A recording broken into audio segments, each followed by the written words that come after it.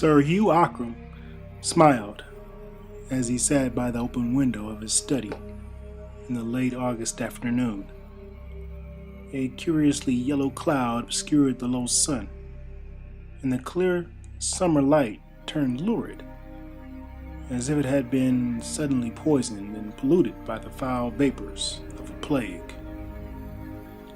Sir Hugh's face seemed at best to be made of fine parchment drawn skin tight over a wooden mask in which two sunken eyes peered from far within. The eyes peered from under wrinkled lids, alive and watchful, like toads in their holes, side by side and exactly alike. But as the light changed, a little yellow glare flashed in each. He smiled, stretching pale lips across discolored teeth in an expression of profound self-satisfaction, blended with the most unforgiving hatred and contempt for the human doll. Nurse MacDonald, who was 100 years old, said that when Sir Hugh smiled, he saw the faces of two women in hell, two dead women he had betrayed. The smile widened. The hideous disease of which Sir Hugh was dying had touched his brain. His son stood beside him, tall, white, and delicate as an angel, in a primitive picture. And though there was deep distress in his violet eyes as he looked at his father's face, he felt the shadow of that sickening smile stealing across his own lips, parting and drawing them against his will. It was like a bad dream, for he tried not to smile, and smiled the more. Beside him, strangely like him in her wan angelic beauty, with the same shadowy golden hair, the same sad violet eyes, the same luminously pale face, Evelyn Warburton rested one hand upon his arm.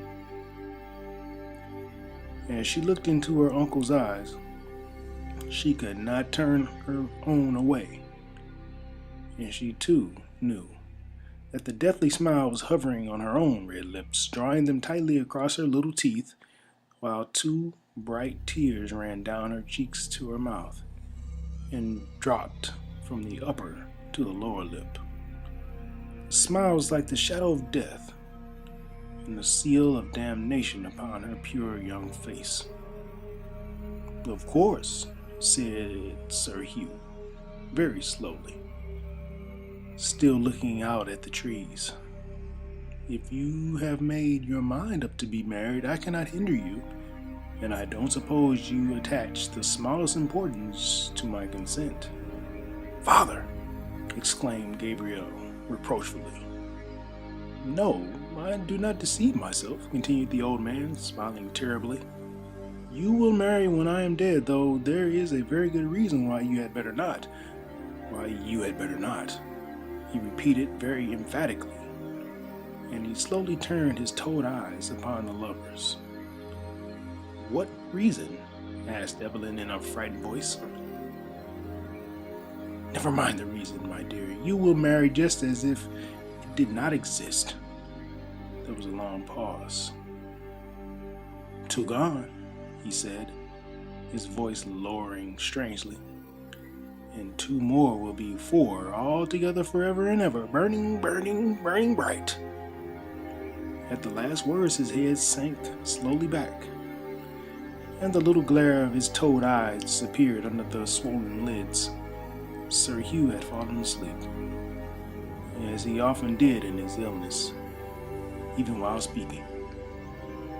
Gabriel Ockram drew Evelyn away, and from the study they went out into the dim hall, softly closing the door behind them.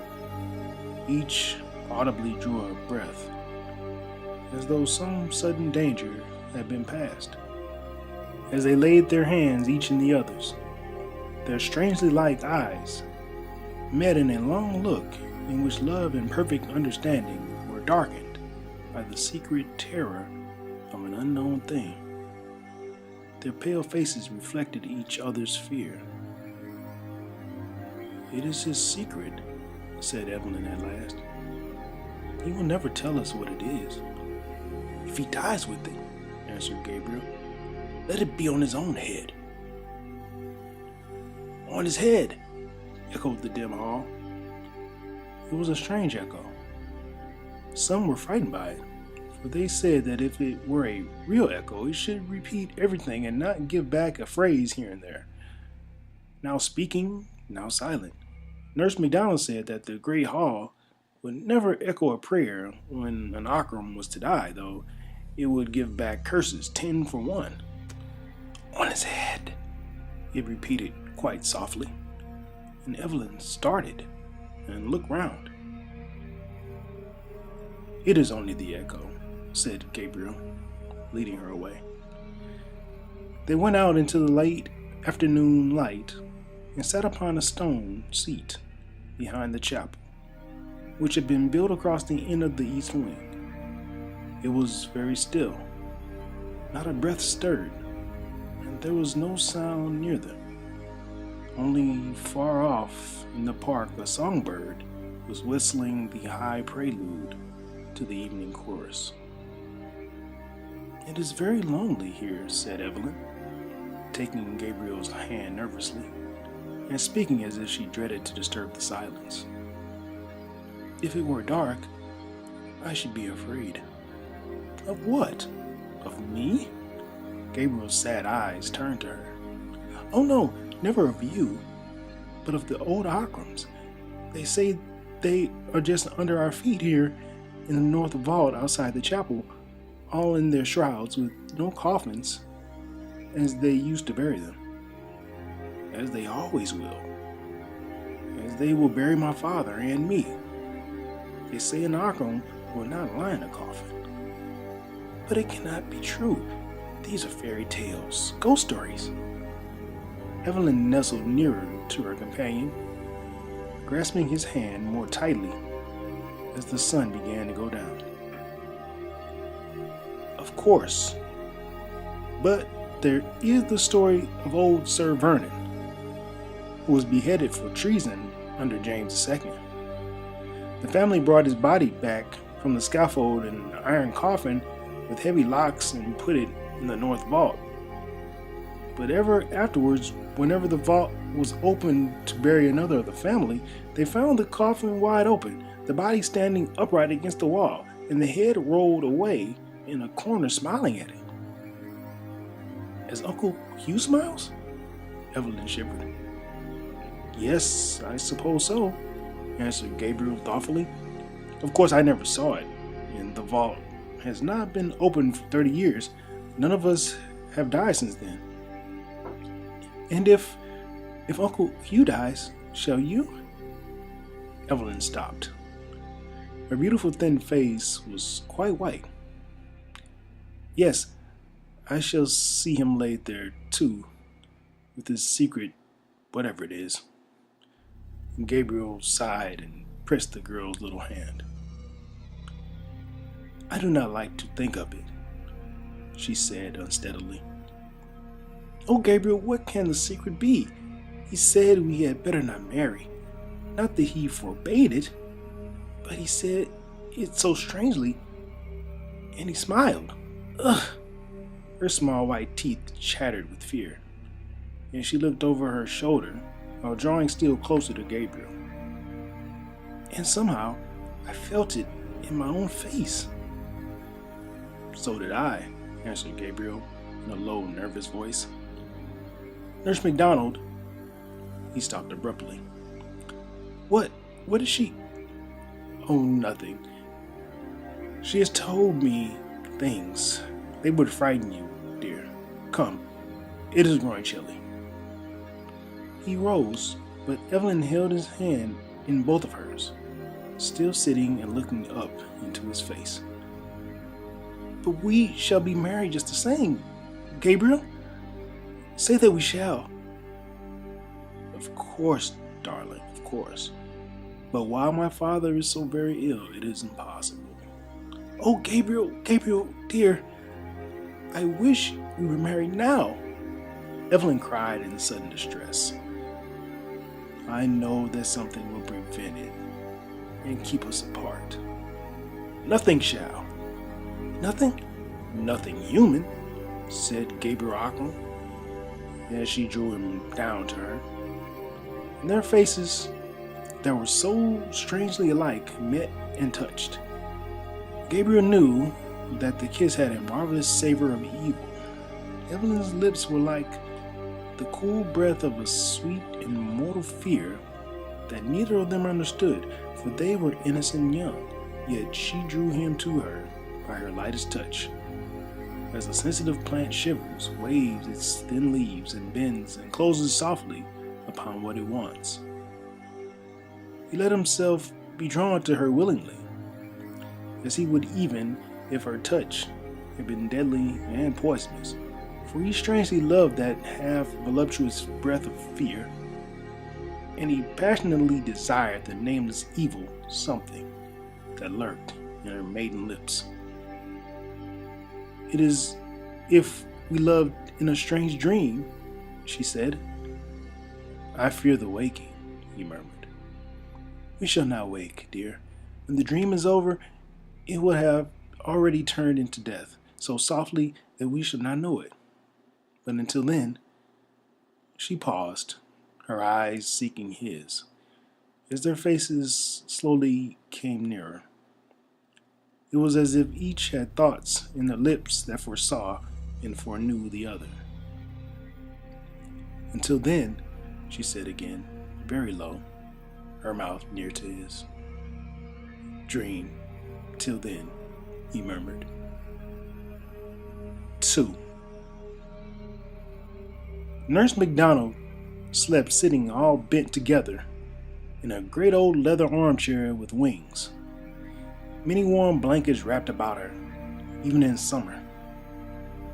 She would rest her feet in a bag footstool lined with sheepskin, while beside her, on a wooden table, there was a little lamp that burned at night, and an old silver cup, in which there was always something to drink. Her face was very wrinkled, but the wrinkles were so small and fine and close together that they made shadows instead of lines.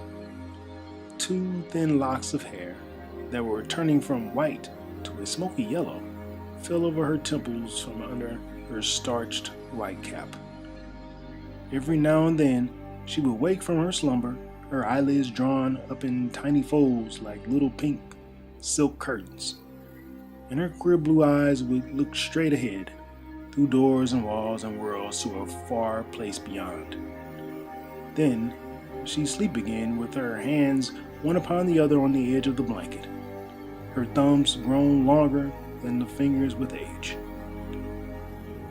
It was nearly 1 o'clock in the night, and the summer breeze was blowing the ivy branch against the panes of the window with a hushing caress. In the small room beyond, with the door ajar, the young maid who took care of Nurse MacDonald was fast asleep. All was very quiet. The old woman breathed regularly, and her drawn lips trembled each time the breath went out. But outside the closed window, there was a face. Violet eyes were looking steadily at the ancient sleeper. Strange, as there were 80 feet from the sill of the window to the foot of the tower. It was like the face of Evelyn Warburton, yet the cheeks were thinner than Evelyn's and as white as a gleam. The eyes stared and the lips were red with life. They were dead lips painted with new blood. Slowly Nurse MacDonald's wrinkled eyelids folded back and she looked straight at the face at the window. Is it time? She asked in her little old faraway voice. While she looked, the face at the window changed. The eyes opened wider and wider, till the white glared all round the bright violet and the bloody lips opened over gleaming teeth. The shadowy golden hair surrounding the face rose and streamed against the window in the night breeze, and in answer to Nurse MacDonald's question came a sound that froze the living flesh. It was a low moaning voice, one that rose suddenly, like the scream of a storm. Then it went from a moan to a wail, from a wail to a howl, and from a howl to the shriek of a tortured dead.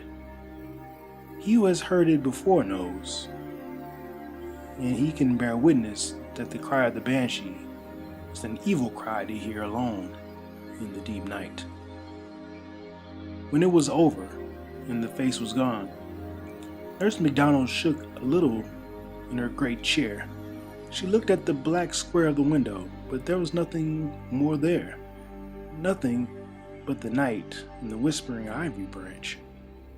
She turned her head to the door that was ajar, and there stood the young maid in her white gown, her teeth chattering with fright. "It is time, child," said Nurse MacDonald. "I must go to him, for it is the end."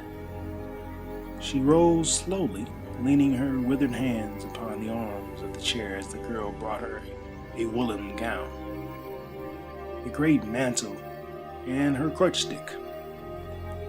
But very often the girl looked at the window and was unjointed with fear, and often Nurse MacDonald shook her head and said words which the maid could not understand.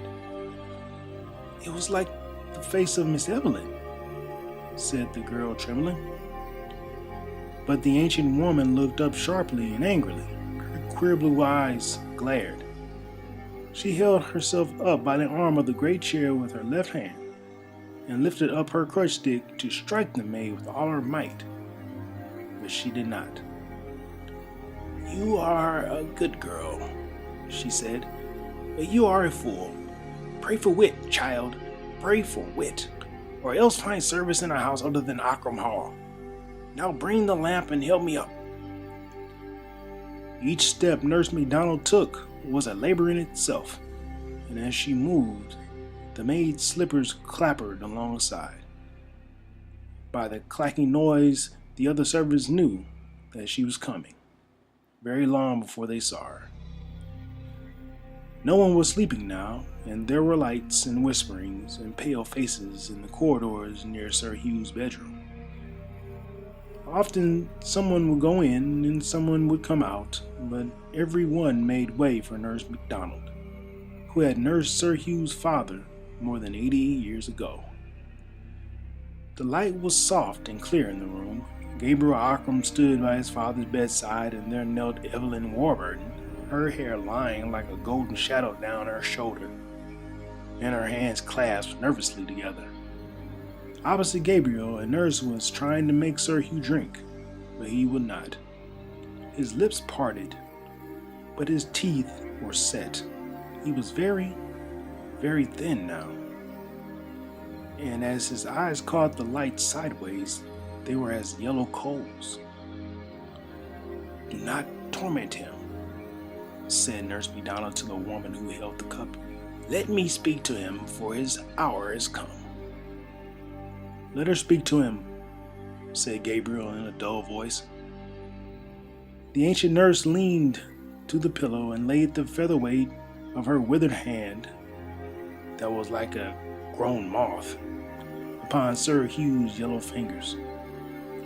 Then she spoke to him earnestly, while only Gabriel and Evelyn were left in the room to hear. "Hugh Ockram," she said, "this is the end of your life, and as I saw you born and saw your father born before you, I come to see you die. Hugh Ockram, will you tell me the truth?" The dying man recognized the little faraway voice he had known all his life, and he very slowly turned his yellow face to Nurse MacDonald, but he said nothing. Then she spoke again. "Hugh Ockram, you will never see the daylight again. Will you tell the truth?" His toad-like eyes were not yet dull. They fastened themselves on her face. "What do you want of me?" he asked, each word sounding more hollow than the last. "I have no secrets. I have lived a good life." Nurse MacDonald laughed, a tiny, cracked laugh that made her old head bob and tremble a little. as if her neck were on a steel spring. But Sir Hugh's eyes grew red, and his pale lips began to twist. "Let me die in peace," he said slowly. But Nurse MacDonald shook her head, and her brown, moth-like hand left his and fluttered to his forehead. "By the mother that bore you and died free for the sins you did, tell me the truth." Sir Hugh's lips tightened on his discolored teeth. "Not on earth," he answered slowly. "By the wife who bore your son and died heartbroken, tell me the truth." "Neither to you in life, nor to her in eternal death." His lips writhed, as if the words were coals between them, and a great drop of sweat rolled across the parchment of his forehead. Gabriel Ockram bit his hand as he watched his father die. But Nurse MacDonald spoke a third time. "By the woman whom you betrayed, and who waits for you this night, Hugh Ockram, tell me the truth." "It is too late. Let me die in peace." His writhing lips began to smile across his yellow teeth, and his toad-like eyes glowed like evil jewels in his head. "There is time," said the ancient woman. "Tell me the name of Evelyn Warburton's father. Then I will let you die in peace." Evelyn started. She stared at Nurse MacDonald and then at her uncle. "The name of Evelyn's father?" he repeated slowly, while the awful smile spread upon his dying face. The light was growing strangely dim in the great room. As Evelyn looked on, Nurse MacDonald's crooked shadow on the wall grew gigantic. Sir Hugh's breath was becoming thick, rattling in his throat, as death crept in like a snake and choked it back. Evelyn prayed aloud, high and clear. Then something rapped at the window, and she felt her hair raise upon her head. She looked around in spite of herself, and when she saw her own white face looking in at the window, her own eyes staring at her through the glass, wide and fearful, her own hair streaming against the pane, and her own lips dashed with blood, she rose slowly from the floor and stood rigid for one moment before she screamed once and fell straight back into Gabriel's arms. But the shriek that answered hers was the fear shriek of a tormented corpse, out of which the soul cannot pass for shame of deadly sins. Sir Hugh Ockram sat upright in his deathbed and saw and cried aloud, "Evelyn!" His harsh voice broke and rattled in his chest as he sank down, but still Nurse MacDonald tortured him, for there was a little life left in him still.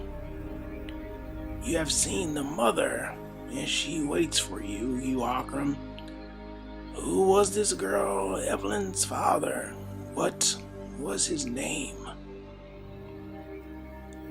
For the last time, a dreadful smile came upon the twisted lips, very slowly, very surely now.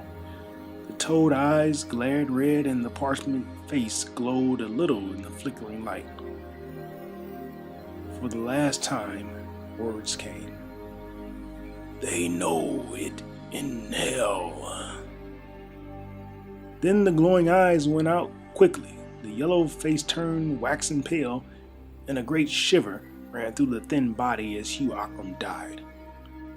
But in death he still smiled, for he knew his secret and kept it still.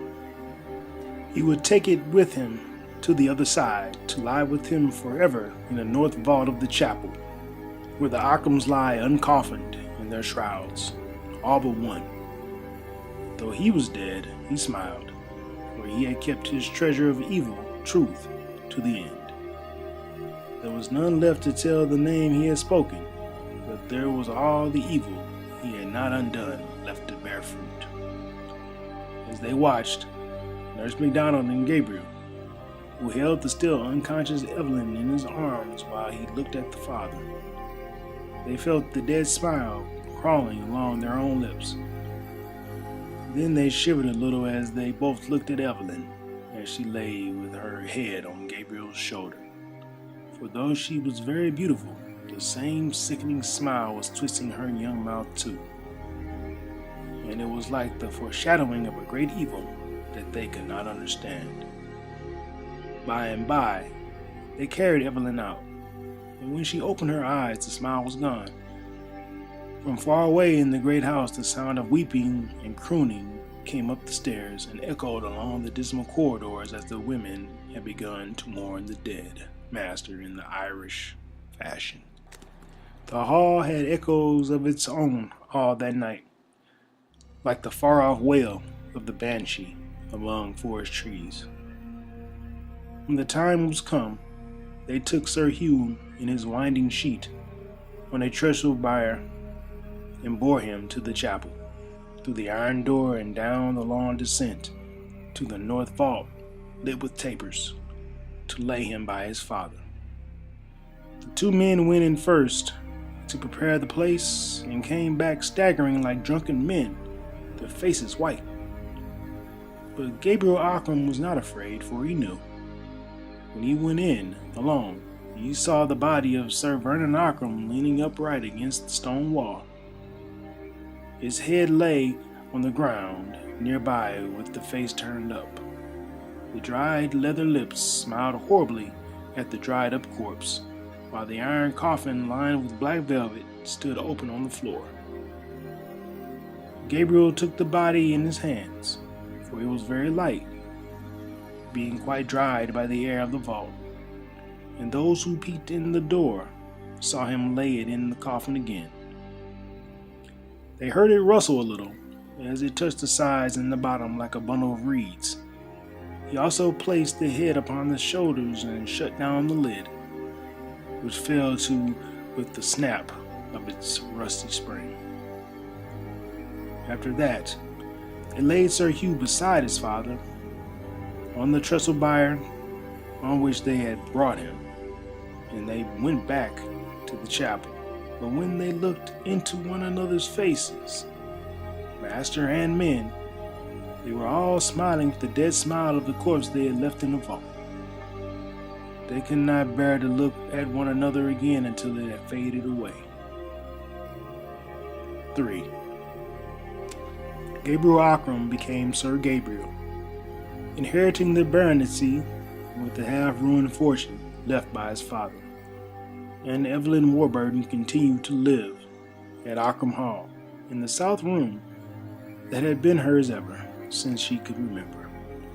She could not go away, for there were no relatives to whom she could have gone, and besides, there seemed to be no reason why she should not stay. The world would never trouble itself to care what the Occams did on their Irish estates. It was long since the Occams had asked anything of the world. So Sir Gabriel took his father's place at the dark old table in the dining room, and Evelyn sat opposite to him, until such time as their mourning should be over, and they might be married at last. Meanwhile, their lives went on as before, since Sir Hugh had been a hopeless invalid during the last year of his life, and they had seen him but once a day for a little while, spending most of their time together in a strangely perfect companionship. Though the late summer saddened into autumn, and autumn darkened into winter, and storm followed storm, and rain poured on rain through the short days and the long nights, Occam Hall seemed less gloomy since Sir Hugh had been laid in the north vault beside his father. At Christmas time, Evelyn decked the great hall with holly and green boughs. Huge fires blazed on every hearth. The tenants were all bid to come to a New Year's dinner at which they ate and drank well, while Sir Gabriel sat at the head of the table. Evelyn came in when the port wine was brought, and the most respected of the tenants made a speech to her health. When the speechmaker said, It had been a long time since there had been a Lady Ockram. Sir Gabriel shaded his eyes with his hand and looked down at the table. A faint color came into Evelyn's transparent cheeks. And said the gray-haired farmer, it was longer still since there had been a Lady Ockram so fair as the next was to be. And he drank to the health of Evelyn Warburg. Then the tenants all stood up and shouted for her. Sir Gabriel stood up likewise, beside Evelyn. But when the men gave the last and loudest cheer of all, there was a voice not theirs, above them all, higher, fiercer, louder, an unearthly scream shrieking for the bride of Ockram Hall. It was so loud that the holly and the green boughs over the great chimney shook and waved as if a cool breeze were blowing over them. The men turned very pale. Many of them sat down their glasses, but others let them fall upon the floor. Looking into one another's faces, they saw that they were all smiling strangely, a dead smile, like dead Sir Hugh's. The fear of death was suddenly upon them all, so that they fled in a panic, falling over one another like wild beasts in the burning forest when the thick smoke runs along before the flame. Tables were overturned, drinking glasses and bottles were broken in heaps, and dark red wine crawled like blood upon the polished floor. Sir Gabriel and Evelyn were left standing alone at the head of the table before the wreck of their feast, not daring to turn to look at one another, for each knew that the other smiled. But Gabriel's right arm held her, and his left hand clasped her tight as they stared before them. But for the shadows of her hair, one might not have told their two faces apart. They listened long, but the cry came not again, and eventually the dead smile faded from their lips as each remembered that Sir Hugh Ockram lay in the north vault smiling in his winding sheet in the dark, because he had died with his secret. So ended the tenants' New Year's dinner. But from that time on, Sir Gabriel grew more and more silent, and his face grew even paler and thinner than before. Often, without warning and without words, he would rise from his seat as if something moved him against his will. He would go out into the rain or the sunshine to the north side of the chapel, sit on the stone bench and stare at the ground as if he could see through it, through the vault below, and through the white winding sheet in the dark, to the dead smile that would not die. Always, when he went out in that way, Evelyn would come out presently and sit beside him. Once, as in the past, the beautiful faces came suddenly near. Their lids drooped and their red lips were almost joined together, but as their eyes met, they grew wide and wild, so that the white showed in a ring all round the deep violet. Their teeth chattered and their hands were like the hands of corpses, for fear of what was under their feet, and of what they knew but could not see. Once, Evelyn found Sir Gabriel in the chapel alone, standing before the iron door that led down to the place of death with the key to the door in his hand. But he had not put it into the lock. Evelyn drew him away, shivering, for she had also been driven, in waking dreams, to see that terrible thing again, and to find out whether it had changed since it had been laid there. "I'm going mad," said Sir Gabriel, covering his eyes with his hand as he went with her. "I see it in my sleep. I see it when I am awake. It draws me to it day and night, and unless I see it, I shall die." "I know," answered Evelyn. "I know. It is as if threads were spun from it, like a spider's, drawing us down to it." She was silent for a moment, and then she started violently and grasped his arm with a man's strength and almost screamed the words she spoke. "But we must not go there," she cried. "We must not go." Sir Gabriel's eyes were half shut, and he was not moved by the agony of her face. "I shall die," unless I see it again," he said in a quiet voice not like his own. And all that day and that evening, he scarcely spoke, thinking of it, always thinking, while Evelyn Warburton quivered from head to foot with a terror she had never known. One gray winter morning, she went alone to Nurse McDonald's room in the tower and sat down beside the great leather easy chair, laying her thin white hand upon the withered fingers.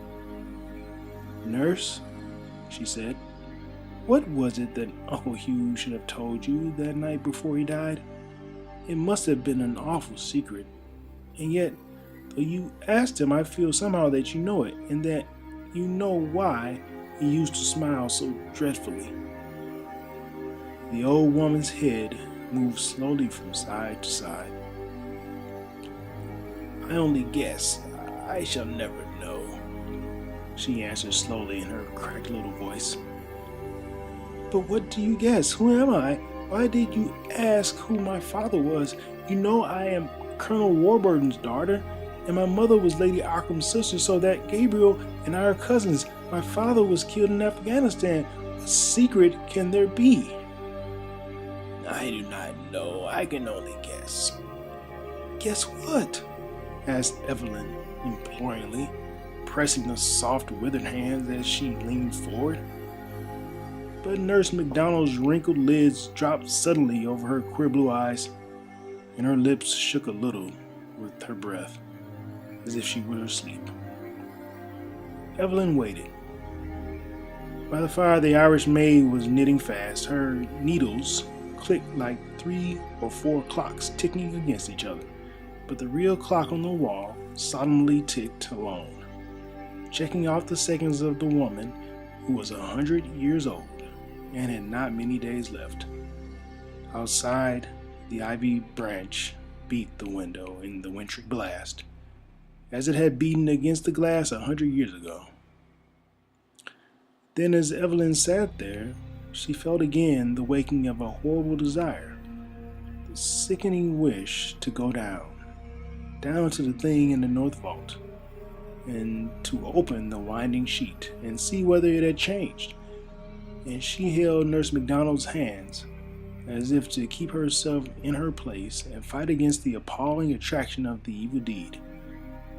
But the old cat that kept Nurse McDonald's feet warm, lying always on the footstool, got up and stretched itself, and looked up into Evelyn's eyes while its back arched, and its tail thickened and bristled, and its ugly pink lips drew back in a devilish grin, showing its sharp teeth. Evelyn stared at it, half fascinated by its ugliness. Then the creature suddenly put out one paw with all its claws spread and spat at the girl. All at once, the grinning cat was like the smiling corpse far down below. Evelyn shivered down to her small feet and covered her face with her free hand, lest Nurse McDonald should wake and see the dead smile there, for she could feel it. The old woman had already opened her eyes again, and she touched her cat with the end of her crutch stick, whereupon its back went down and its tail shrunk, and it sidled back to its place on the footstool. But its yellow eyes looked up sideways at Evelyn between the slits of its lids. "What is it that you guess, nurse?" asked the young girl again. "A bad thing, a wicked thing. But I dare not tell you, lest it might not be true, and the very thought should blast your life. For if I guess right, he meant that you should not know, and that you two should marry and pay for his old sin with your souls. He used to tell us that we ought not to marry." "Yes, he told you that, perhaps. But it was as if a man put poisoned meat before a starving beast and said, 'Do not eat,' but never raised his hand to take the meat away. And if he told you that you should not marry, it was because he hoped you would, for of all men living or dead, Hugh Ockram was the falsest man that ever told a cowardly lie, and the crudest that ever hurt a weak woman, and the worst that ever loved a sin. But Gabriel and I love each other, said Evelyn very sadly. Nurse MacDonald's old eyes looked far away, at sight seen long ago, and that rose in the gray winter air amid the mists of an ancient youth. If you love, you can die together, she said very slowly. Why should you live if it is true? I am 100 years old. What has life given me? The beginning is fire, the end is a heap of ashes, and between the end and the beginning lies all the pain of the world. Let me sleep, since I cannot die. The old woman's eyes closed again, and her head sank a little lower upon her breast. So Evelyn went away and left her asleep. With the cat asleep on the footstool, the young girl tried to forget Nurse MacDonald's words, but she could not, for she heard them over and over again in the wind and behind her on the stairs, and as she grew sick with fear of the frightful unknown evil to which her soul was bound, she felt a bodily something pressing her, pushing her, forcing her on from the other side. She felt threads that drew her mysteriously, and when she shut her eyes, she saw in the chapel behind the altar the low iron door through which she must pass to go to the thing. And as she lay awake at night, she drew the sheet over her face, lest she should see shadows on the wall beckoning her. The sound of her own warm breath made whisperings in her ears, while she held the mattress with her hands to keep from getting up and going to the chapel. It would have been easier if there had not been a way thither through the library, by a door which was never locked. It would be fearfully easy to take her candle and go softly through the sleeping house. The key of the vault lay under the altar behind a stone that turned. She knew that little secret. She could go alone and see. But when she thought of it, she felt her hair raise on her head. She shivered so that the bed shook. Then the horror went through her in a cold thrill that was agony again, like a myriad of icy needles boring into her nerves. 4. The old clock in Nurse MacDonald's tower struck midnight. From her room, she could hear the creaking chains and weights in their box in the corner of the staircase, and the jarring of the rusty lever that lifted the hammer. She had heard it all her life. It struck 11 strokes clearly, and then came the 12th with a dull half-stroke, as though the hammer were too weary to go on and had fallen asleep against the bell.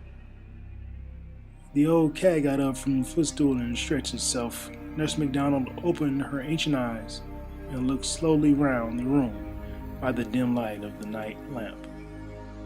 She touched the cat with her crutch stick, and it lay down upon her feet.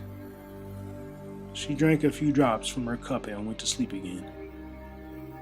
But downstairs Sir Gabriel sat straight up as the clock struck, for he had dreamed a fearful dream of horror, and his heart stood still.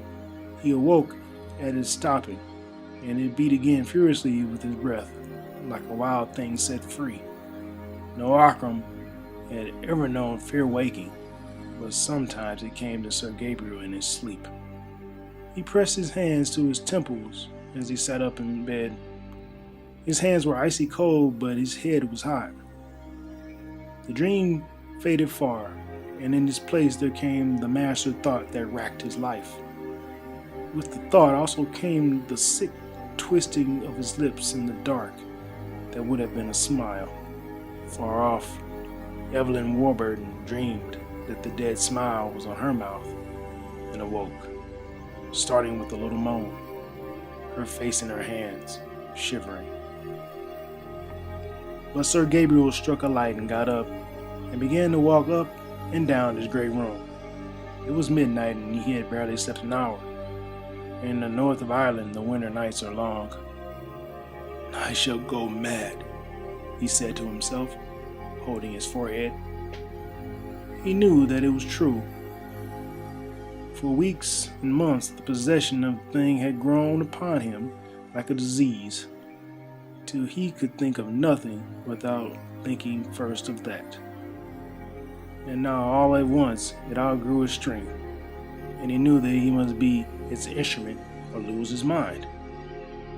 He knew that he must do the deed he hated and feared if he could fear anything, or that something would snap in his brain and divide him from life while he was yet alive.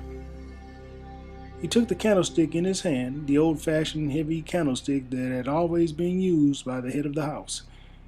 He did not think of dressing, but went as he was, in his silk nightclothes and his slippers, and opened the door. Everything was very still in the great old house. He shut the door behind him and walked noiselessly on the carpet through the long corridor. A cool breeze blew over his shoulder and blew the flame of his candle straight out. Instinctively, he stopped and looked round, but all was still, and the upright flame burned steadily. He walked on, and instantly a strong draught was behind him, almost extinguishing the light. It seemed to blow him on his way, ceasing whenever he turned, coming again when he went on, invisible, icy. Down the great staircase to the echoing hall he went, seeing nothing but the flaring flame of the candle standing away from him over the guttering wax. The cold wind blew over his shoulder and through his hair. On he passed through the open door into the library dark with old books and carved bookcases. On he went through the door with shelves and the imitated backs of books painted on it, which shut itself after him with a soft click. He entered the low arched passage, and though the door was shut behind him and fitted tightly in its frame, still the cold breeze blew the flame forward as he walked. He was not afraid, but his face was very pale and his eyes were wide and bright, seeing already in the dark air the picture of the thing beyond. But in the chapel he stood still, his hand on the little turning stone tablet in the back of the stone altar. On the tablet were engraved the words, Clavis Sepulchri Plurissimorum Dominorum Deacorum, the key to the vault of the most illustrious lords of Acre.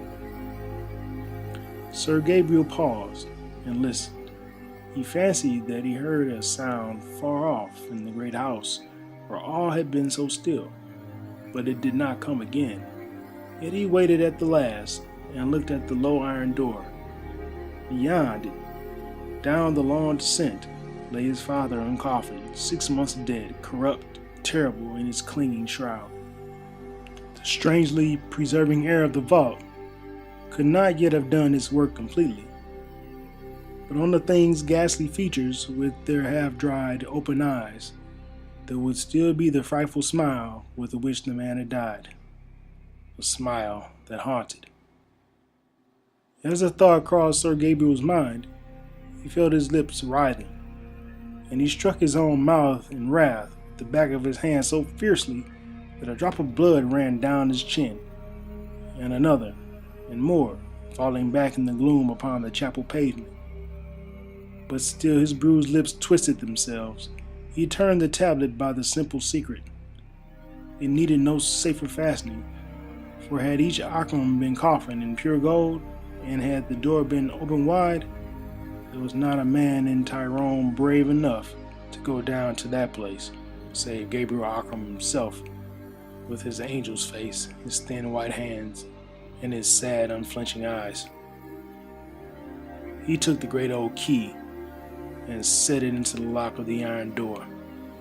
The heavy rattling noise echoed down the descent beyond like footsteps, as if a watcher had stood behind the iron and were running away within with heavy, dead feet.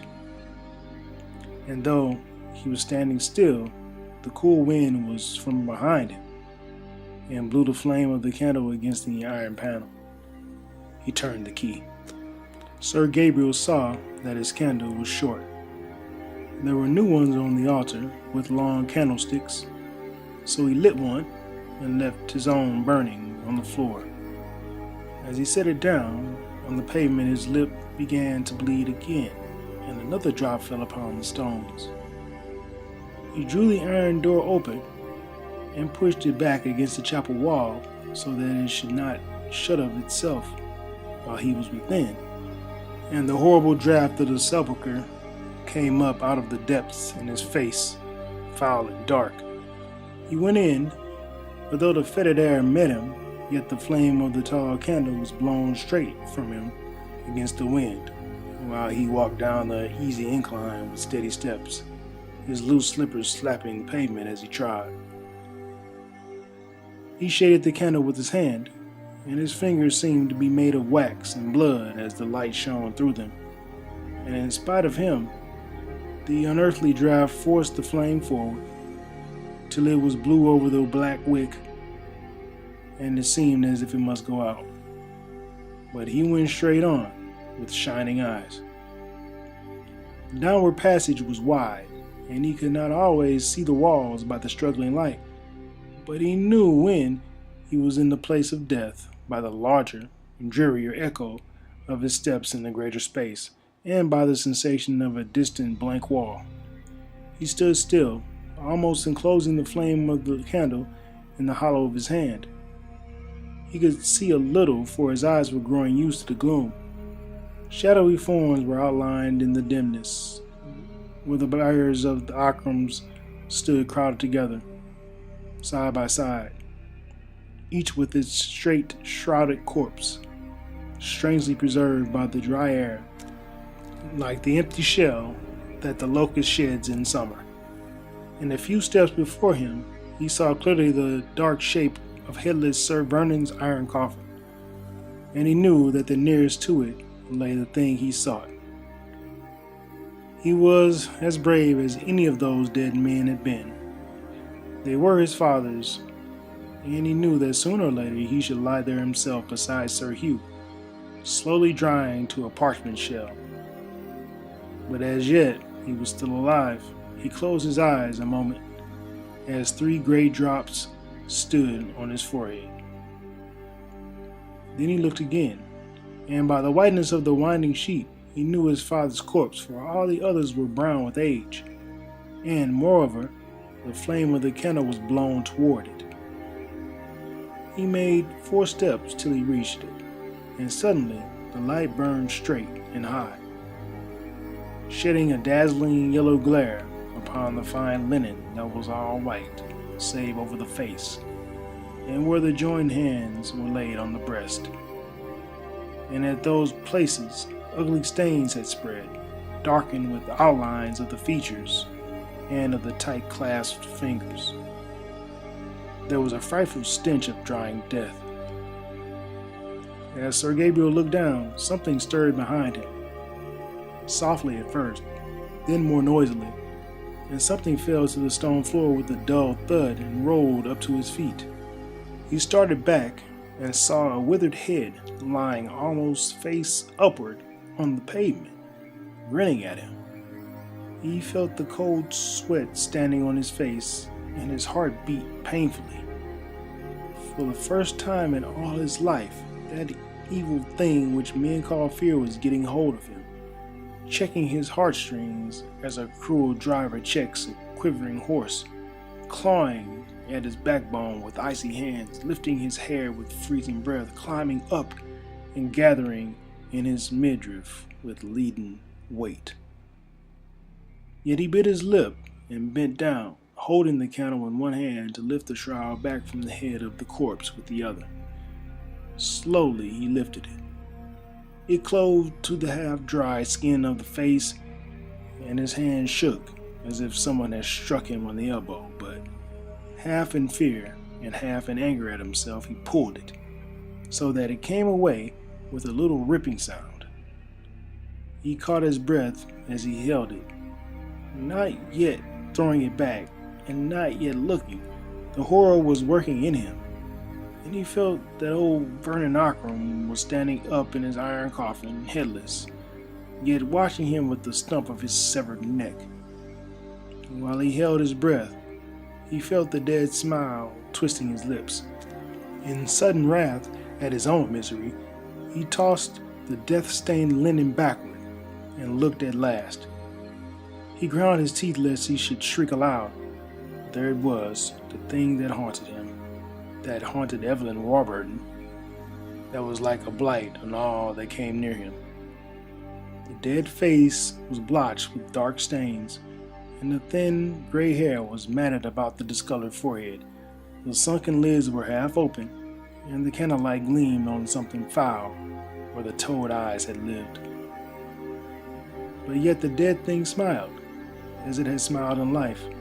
The ghastly lips were parted and drawn wide and tight upon the wolfish teeth, cursing still, and still defying hell to do its worst. Defying, cursing, and always and forever smiling alone in the dark. Sir Gabriel opened the sheet where the hands were. The blackened, withered fingers were closed upon something stained and mottled. Shivering from head to foot, but fighting like a man in agony for his life, he tried to take the package from the dead man's hold, but as he pulled at it, the claw-like fingers seemed to close more tightly.